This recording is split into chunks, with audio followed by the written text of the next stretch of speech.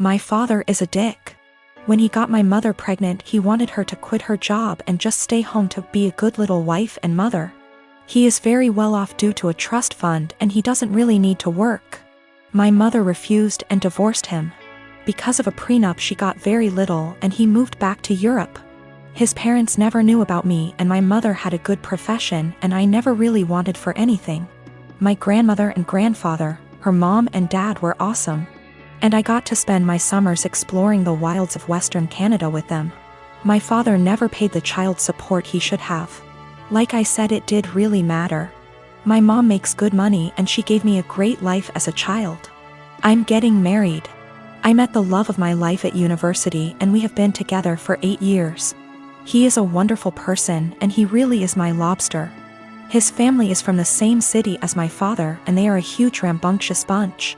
Because of a lot of intermingled business and personal relationships, my parental grandparents found out about my impending wedding, and me, I suppose.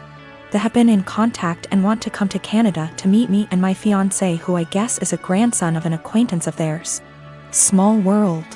When they found out that my father had basically abandoned me to fend for myself in this world, this is honestly how they see it. They were pissed, to say the least. It is very funny because we are decidedly upper middle class here. So long story short, they had their lawyer calculate the amount of child support my father should have paid with interest, and the cost of my post-secondary education. They then gave my this as a gift. What I didn't know was that it came out of my father's yearly draw on his trust fund. He is furious because it is obviously a sizable amount and it will very much affect his finances for at least the next 2 years. He may need to, get a job. He has been contacting me and telling me that his current wife and children will be negatively affected if I don't give him back this money. I don't really need it. And I guess I am entitled to it, and I am getting a trust fund now as well. But I really want to pay off any debt my mother may have and make sure that when she retires she can do whatever suits her fancy. I'm not giving it back. My half-siblings will not really be affected. They have trust funds set up already and their tuitions and fees and stuff are covered. My grandparents' family sets these up when a kid is born. One of the reasons my father is upset is because since he didn't bother to tell his parents about me, they did not set this up. They have since taken a good chunk of his trust fund and used it to set mine up. Realistically, the principal being separated 28 years ago would have left him in the exact same position. My mom was working on getting her PhD so she could help kids with a certain condition. That is what he wanted her to walk away from. My grandparents have sent me pictures of my family there. The coolest thing is that my grandfather looks like the granddad from The Parent Trap. My mom never remarried, but she has had a special friend since I was 5. He is amazing and taught me to swear in Colombian Spanish. I had lunch with my mom. Apparently she has no debt. Like at all. I guess she did literally write the book about the treatment for the kids she works with. She does okay for herself. I never really thought about it. We decided that what would be best is to set up a scholarship for people who want to go into her field of study. Since I am now a trustafarian, I can afford to do this. I am however going to book her and her friend a trip for after my wedding. And I am going to go pay off my car. My half-brother has posted about this. He has a slightly different viewpoint than myself. He is not in any way coming after myself or my mother. He is a young man who is disillusioned with his father. I am a high school math teacher, and we were creating a schedule for next year and divvying up workloads. I noticed I got almost 50% of the test creation and had 2 plannings missing from my schedule next year, for every one for the other 6 women in my department. There are 8 of us. My department head assigned herself nothing as she is managing and needs every prep. But that's another quibble. I am not the newest and in fact have seniority some of these women, but I'm also not the most experienced, so it's not like these are struggling new teachers who need help. So, I asked why it was divided this way. I was told, well, Ms. Millie is pregnant and the rest of us have families. If you have to stay late, it's no big deal. I can go to my principal and deal with it that way. What they've done actually breaks the union contract. But I really was offended by this. I tried to explain my offense, and they literally stared at me gobsmacked. I actually want to know how to discuss this with them. These are all women who I have previously gotten along with and liked. When the last one, Ms. Millie, got pregnant this year, there have been some conflicts. She is in my grade level. And they made me take on some of her work basically because she had some complications. This I did, but I think planning for me to do more is very different than an emergent health issue. As well as some uncomfortable situations for me, having to participate and buy stuff for her baby shower. When I'm not really into those things, but I did so to not cause waves. A lot of people have advised go to the union, go to the principal, and I absolutely will if necessary. I want to be clear, I'm not worried at all that I'll be forced to work this schedule, but these are my colleagues. Many have been working with me 5+ years, and we have lots of meetings and times together, where it's helpful to get along. So I do try to get along, like the baby shower thing, and be a good work friend and colleague.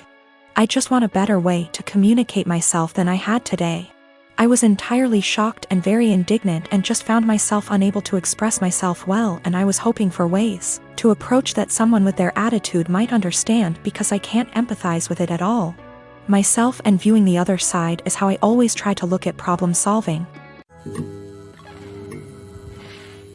I and my fiancé have been together since our sophomore year of college, so around 5 years now. My mom had an affair with a coworker when I was 16, leading to my parents' divorce. She has been single ever since, going on dates but no serious relationships.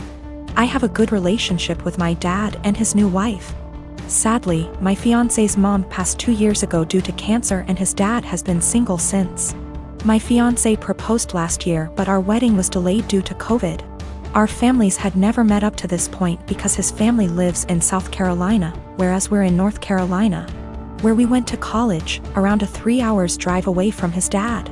3 months ago, in January 2021, we decided that it was time to have our families meet for the first time to discuss our upcoming wedding in June 2021. Held in our backyard, COVID appropriate, immediate family only. My dad and his wife, my fiancé's dad, and my mom all met at our place to meet and discuss the wedding. This went well, albeit there was some tension between my mom and my dad. This morning, out of the blue, my mom called me and announced that she had eloped. I was shocked as she had not been dating anyone to my knowledge. Upon questioning, it turns out that she and my fiancé's dad had been dating in secret since that meeting in January and had married in secret yesterday, making my fiancé my stepbrother. I want to throw up just thinking about this. She said that I should now cancel my wedding because it would be inappropriate to marry my stepbrother. I'm absolutely horrified. I shouted at my mom, saying she just loves ruining my life and called her selfish. First she cheated on my dad. And now she went and married my fiancé's dad, knowing full well I was about to marry my fiancé. My mom then said I was still young and I'd have the chance to meet someone new, but she's old and has to take every opportunity she's got, and so I was an ungrateful /*tch for not approving of her marriage. She then accused me of wanting her to die alone. I don't think I'm the asshole, but I just wanted to make sure because ultimately I don't want her to have to be alone, even though I think she did that to herself by hurting my dad. I think I should be allowed to marry my fiancé as we met first.